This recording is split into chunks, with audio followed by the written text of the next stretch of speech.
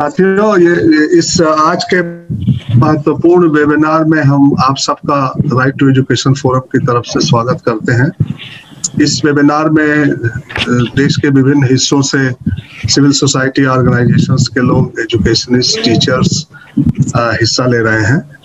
और इसलिए कि आज का दिन बहुत ही महत्वपूर्ण है शिक्षा के, हमारे भारत की शिक्षा व्यवस्था के लिए भी और यूनिवर्सलाइजेशन के लिए बहुत महत्वपूर्ण दिन है। 1 अप्रैल 2010 को शिक्षा अधिकार कानून एक संवैधानिक जिम्मेदारी के रूप में को पूरा करने के लिए संसद के दोनों सदनों द्वारा पारित किया गया 2009 में और 1 अप्रैल 2010 को ये देश भर में लागू किया गया और तब से लगातार इसके अमल के लिए संघर्ष चल रहे हैं। शिक्षा अधिकार कानून एक संवैधानिक जिम्मेदारी के रूप में आया था और एलिमेंट्री लेवल पर सभी लोगों को बिना भेदभाव पूर्ण शिक्षा मुहैया कराने के संकल्प के साथ लाया गया था। हालांकि इसमें पहले से ही ये मांग थी कि प्री प्राइमरी और सेकेंडरी एजुकेशन को भी संवैधानिक जिम्मेदारी में शामिल किया जाए और इसको कानून के जरिए पूरे स्कूल एजुकेशन को लागू करने की बात शुरू से उठाई गई थी, लेकिन प्री प्राइमरी और सेकेंडरी एजुकेशन को इससे अलग कर दिया गया और 1 से 8 तक शिक्षा को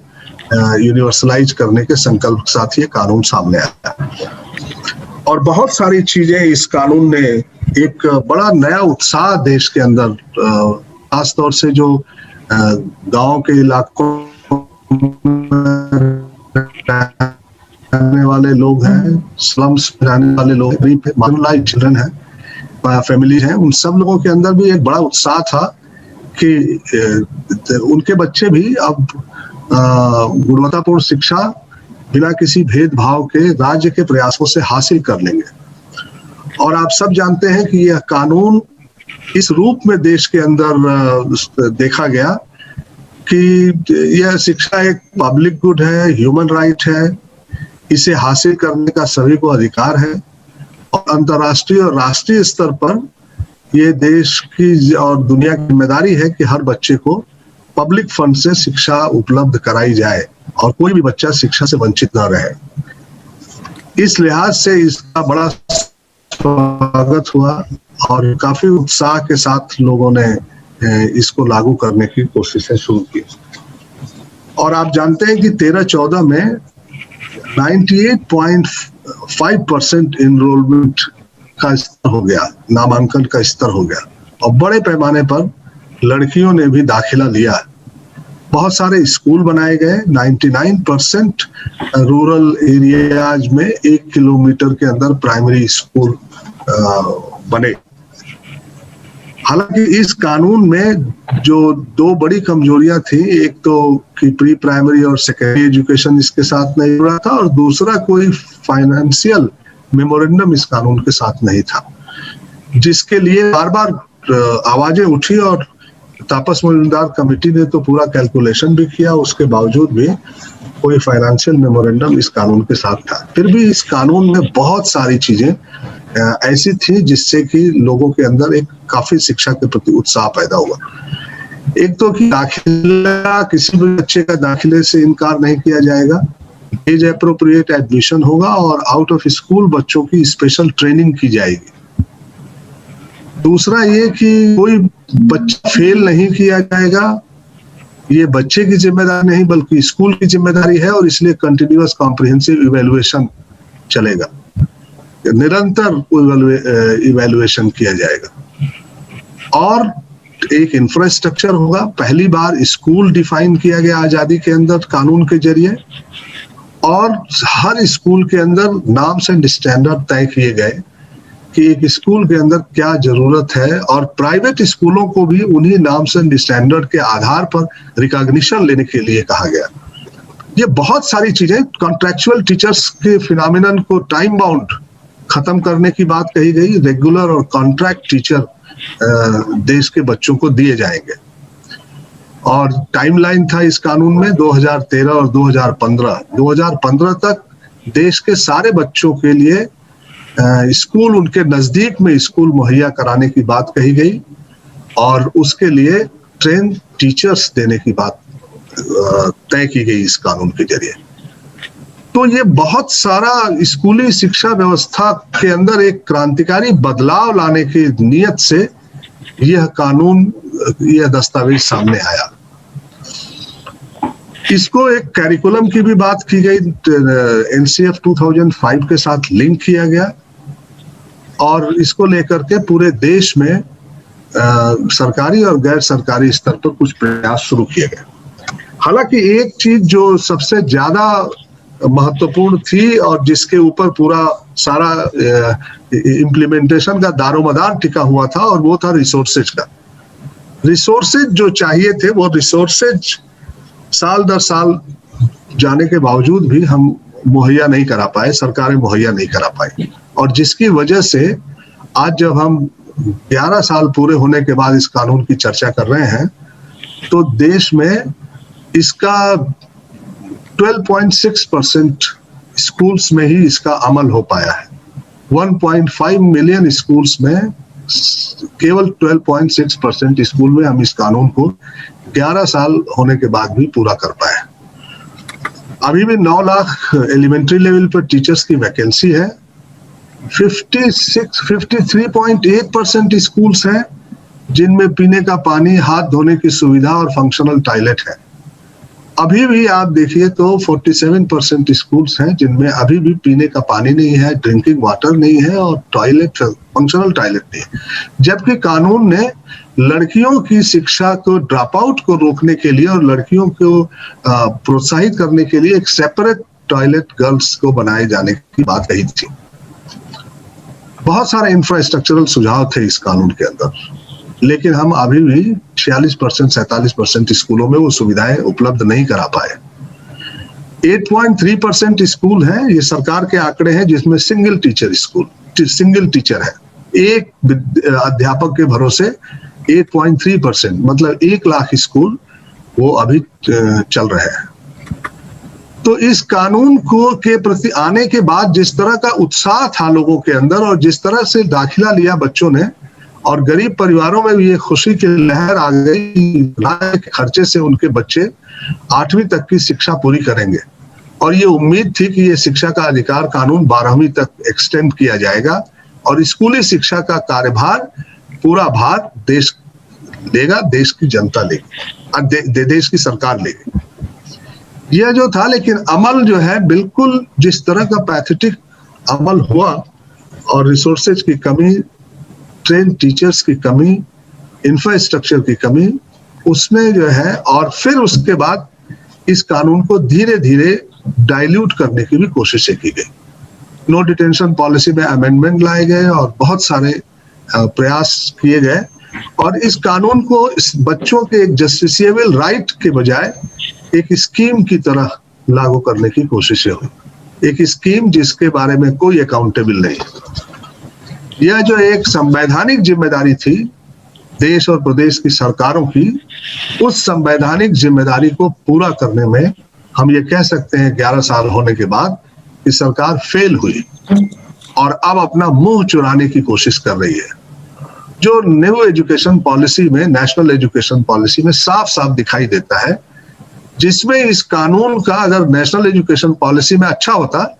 कि वो इस कानून का विश्लेषण करते, इसके अमल का विश्लेषण करते और खामियों की निशानदेही करते और फिर उसके लिए क्या उपाय किए जाएंगे इसको बताया जाता है। लेकिन नेशनल एजुकेशन पॉलिसी ने कानून से अपने को दरकिनार कर लिया, ये कहते हुए कि SDG 4 है, सस्टेनेबल डेवलपमेंट गोल्स 4 को पूरा करना है 2030 तक और उसके लिए 3 से 18 साल के बच्चों की शिक्षा को यूनिवर्सलाइज करना है। कैसे यूनिवर्सलाइज करना है ये नेशनल एजुकेशन पॉलिसी बताती नहीं है। कस्तूरी रंगन कमेटी ने जो सुझाव दिया था कि कानून एक व्हीकल हो सकता है, इसलिए कानून को 3 से 18 साल तक की उम्र के बच्चों के लिए इसको एक्सटेंड किया जाए और कानून के जरिए स्कूली शिक्षा को यूनिवर्सलाइज किया जाए। भारत सरकार के कैबिनेट ने नेशनल एजुकेशन पॉलिसी को मंजूर करते समय कस्तूरी रंगन कमेटी के इस सुझाव को ड्रॉप कर दिया, उसको बाहर कर दिया और कानून से अपना एक कुछ नए प्रॉमिस नेशनल एजुकेशन पॉलिसी में दिखाए, बताए। और वो जो नए प्रॉमिसेज हैं वो भी इस बार कहीं भी बजट में दिखाई नहीं दिए। तो इसलिए हम इस वेबिनार में, आप जानते हैं कि इस वेबिनार में हम एक बार फिर रिक्लेम कर रहे हैं राइट टू एजुकेशन, क्योंकि कोरोना महामारी के बाद जब एक साल से हमारे सारे स्कूल बंद हैं, 1.5 मिलियन स्कूल्स बंद हैं, बच्चे घरों में हैं, और जो ऑनलाइन एजुकेशन है उसने लगभग 75% बच्चों के शिक्षा के अधिकार का उल्लंघन किया है, क्योंकि ऑनलाइन एजुकेशन 25% बच्चों जाती है, उसकी रीच वहीं तक है। और जो भी हमारे गांव के गरीब परिवारों के दलित, आदिवासी, मुस्लिम लड़कियां और डिसेबल बच्चे हैं, वो इस ऑनलाइन फैसिलिटी से बिल्कुल बाहर हैं और उनके राइट टू एजुकेशन का वायलेशन हुआ है। उसके लिए कोई इंतजाम नहीं किए गए। तो इसलिए जब ये कोरोना महामारी के बाद हम देखते हैं कि हमारे बच्चे अब बहुत सारे चाइल्ड लेबर हो गए, अर्ली चाइल्ड मैरिजेज हो रही हैं, चाइल्ड ट्रैफिकिंग हो रही है, और जो कहा जा रहा है कि 3 करोड़ बच्चे, 3.4 करोड़ बच्चे आउट ऑफ स्कूल हैं, इनकी संख्या और ज्यादा बढ़ने वाली है, डबल हो सकती है, 7 करोड़ बच्चे। ये ऑफिशियल डेटा है कि ये शिक्षा के दायरे से बाहर हो सकते हैं, और ये अगर बाहर हो सकते हैं तो उसके लिए क्या उपाय किए जाने चाहिए। भारत सरकार ने जो हाल में बजट पेश किया, रिसोर्स जो है एक बहुत ही महत्वपूर्ण पैमाना है सरकार के कमिटमेंट को देखने का, उसकी अकाउंटेबिलिटी को देखने का, क्योंकि बगैर रिसोर्स के आप शिक्षा को यूनिवर्सलाइज नहीं कर सकते और हमारी स्कूली व्यवस्था को दुरुस्त नहीं कर सकते। हमारे जो रिसोर्स, जो अभी बजट पेश हुआ है, फाइनेंस मिनिस्टर ने एक प्री बजट कंसल्टेशन बुलाया था, जिसमें हम लोगों ने, आरटी फोरम ने अपना सबमिशन दिया और हमने शिक्षा के बजट को बढ़ाने की बात कही। 6% तो कभी हम नहीं उस लक्ष्य तक पहुंच पाए, लेकिन हमने ये जरूर, ये नेशनल एजुकेशन पॉलिसी भी 6% की बात कह रही है, तो हमने ये बात जरूर कहा था कि एडिशनल स्पेशल पैकेज दिया जाना चाहिए कोरोना के बाद। लेकिन सरकार ने, आप सबको मालूम है, मैं उस पर डिटेल में नहीं जाऊंगा, हमारे बहुत ही मूर्धन्य वक्ता हैं इस वेबिनार में बोलने वाले, काफी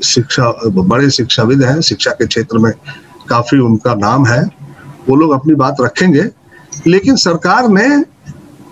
तरफ राइट टू एजुकेशन एक्ट को इनइफेक्टिव बनाने का नेशनल एजुकेशन पॉलिसी के जरिए प्रयास किया, और दूसरी तरफ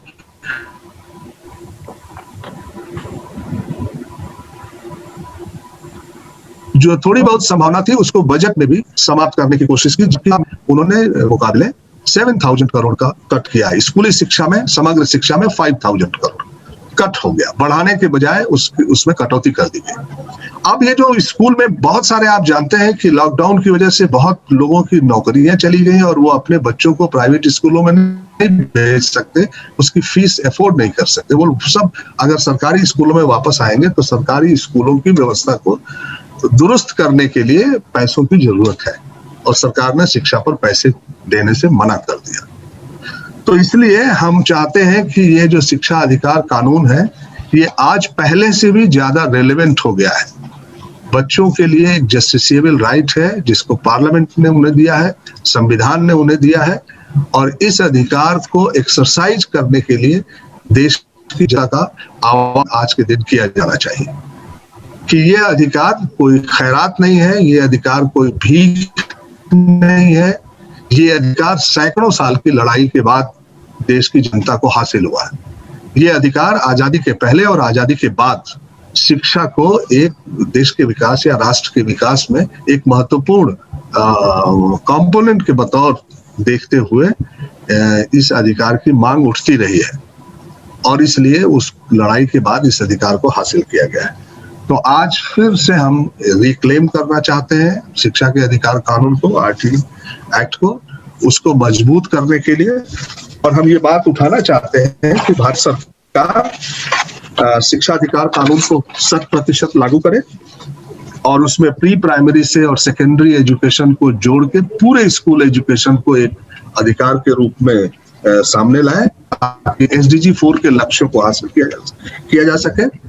रिसोर्सेज में बढ़ोतरी की जाए और 6% तक पहुंचने के लिए एक टाइम बाउंड प्लान का ऐलान किया जाए। दूसरा, प्राइवेट स्कूल्स जो बहुत तेजी के साथ बढ़ रहे हैं, और ये प्राइवेट स्कूल अब लो कॉस्ट नहीं, ये महंगे प्राइवेट स्कूल्स बढ़ रहे हैं, बल्कि शिक्षा के सिस्टम के बाहर भी और सिस्टम के अंदर भी प्राइवेटाइजेशन का एक बहुत बड़ा अभियान सा चल पड़ा है। और अभी आपने देखा होगा वर्ल्ड बैंक के पैसे से स्टार परियोजना भी शुरू हो रही है शिक्षा के अंदर। तो प्राइवेट स्कूल्स के लिए एक रेगुलेशन बनाया जाना चाहिए, ट्रेन टीचर्स की नियुक्ति हो, कोई कॉन्ट्रैक्ट टीचर नहीं और कोई लो पेड टीचर नहीं होना चाहिए। शिक्षकों के आपको शिक्षा के अलावा अन्य कामों से अलग रखा जाए, क्योंकि शिक्षा की गुणवत्ता एक बड़ा भारी चैलेंज है। आप सब जानते हैं कि देश के अंदर छोटे स्कूलों को बंद किया जा रहा है। 1.5 लाख स्कूल, सरकारी स्कूल इसलिए बंद कर दिए गए क्योंकि वहां बच्चों की संख्या कम है, और इसकी वजह से राइट टू एजुकेशन एक्ट का वायलेशन हुआ है, क्योंकि जो स्कूल मर्जर हो रहे हैं, जो स्कूल कंसोलिडेशन हो रहा है, जिसमें NEP में भी सुझाव रखा गया है स्कूल कॉम्प्लेक्स के अंदर, उससे ड्रॉप आउट बढ़ने का खतरा है, निरक्षरता बढ़ने का खतरा है। इसलिए ये जो RT एक्ट में जो 1 किलोमीटर और 3 किलोमीटर का प्रावधान रखा है प्राइमरी और अपर प्राइमरी का, मर्जर करते वक्त इस बात का ध्यान रखा जाना चाहिए कि इस कानून के प्रावधान का वायलेशन न हो। दूसरा, नो डिटेंशन को बहाल करके कॉम्प्रिहेंसिव कंटिन्यूअस इवैल्यूएशन को लागू किया जाए। और तीसरा ये कि स्कूल मैनेजमेंट कमिटीज को मजबूत करके एक सशक्त कम्युनिटी इंटरवेंशन का जो प्रावधान RT ने प्रपोज किया है उसको मजबूत किया जाना चाहिए। इन बातों को फिर से हम आते हैं आज के दिन, और इन सवालों को लेकर आने वाले दिनों में एक बड़ी मुहिम को चलाया जाएगा। और ये जो स्कूल मर्जर हो रहा है, कंसोलिडेशन हो रहा है, नाम पर स्कूल बंद किए जा रहे हैं, इसको रोका जाए। इन्हीं सब बातों के साथ मैं आप सब का स्वागत करता हूं। हमारे पैनल में आप जानते हैं प्रोफेसर मुचकुंद दुबे, जो हमारे पूरे आंदोलन के मेंटर हैं और बहुत ही शुरू से इस आंदोलन को मार्गदर्शन देते रहे हैं। प्रोफेसर गोविंदा नीपा के वाइस चांसलर, पूर्व वाइस चांसलर और काउंसिल फॉर सोशल डेवलपमेंट के डिस्टिंग्विश्ड प्रोफेसर हैं। और प्रोफेसर गोविंदा उन लोगों में से रहे हैं जो ड्राफ्टिंग कमेटी में रहे हैं, जो इस कानून को लाने वाले लोगों में से रहे हैं। वो आज हमारे बीच में अपनी बात रखेंगे। प्रोफेसर अनीता रामपाल जी के बारे में हम सब जानते हैं। वो एक बहुत ही डीन रही हैं दिल्ली यूनिवर्सिटी में शिक्षा एजुकेशन डिपार्टमेंट की, और वो एक एक्टिविस्ट भी रही हैं, और RT फोरम के साथ लगातार शुरू से RT फोरम वजूद में आया है, वो हमारे साथ मिल के संघर्ष करती रही हैं। फरहान नकवी जी एक मानी जानी जर्नलिस्ट है और एक्टिविस्ट है, राइटर है, और वो बहुत ही माइनॉरिटीज के लिए और ऑप्रेस्ड क्लासेस के लिए काफी काम करती रही हैं। और इस पूरे सत्र को मॉडरेट करने के लिए हम लोगों की एक लोकप्रिय साथी एनी नावला, जो हम लोगों के साथ शुरू से RT इस पूरे शिक्षा आंदोलन के साथ जुड़ी रही है, उसका नेतृत्व करती रही है, वो इस पूरे मॉडरेट करें। और आप सबसे दरखास्त है कि अगर आपके कुछ सवाल हैं तो आप चैट बॉक्स में डालिए, और एनी नामला जी उनको रेफर करेंगे और हमारे स्पीकर्स उस पर अपनी बात रखेंगे। और ये वो स्पीकर्स हैं जिन्होंने भारत में शिक्षा को यूनिवर्सलाइज करने के लिए न केवल लिखा है, न केवल वक्तव्य दिए हैं, बल्कि संघर्ष भी किया। मुझे याद है एक मॉडल एक्ट जब आया था तो उसकी कापियां हम लोगों ने जलाई थी जंतर मंतर पर, और हमने देखा कि उस जलाने वाले, अब पता नहीं दुबे साहब को कैसा लगेगा, लेकिन मैंने देखा कि उस गैदरिंग में दुबे साहब भी खड़े थे कि ये जो है मॉडल रूल्स जो है ये ठीक नहीं है। देश के शिक्षा अधिकार कानून को लागू करने के लिए ठीक मॉडल रूल्स नहीं है। तो ये सब लोग एक्टिविस्ट भी रहे हैं, शिक्षाविद भी रहे हैं, समय समय पर सरकार की विभिन्न कमेटियों में भी रहे हैं। वो सब लोग आज आपके बीच में अपनी बात रखेंगे। तो इसी के साथ मैं आप सबको एक बार फिर से स्वागत करते हुए, इस ऐतिहासिक दिन पर आपका स्वागत करते हुए, मैं एनी नामला जी से अनुरोध करूंगा कि इस सत्र को आगे बढ़ाएं।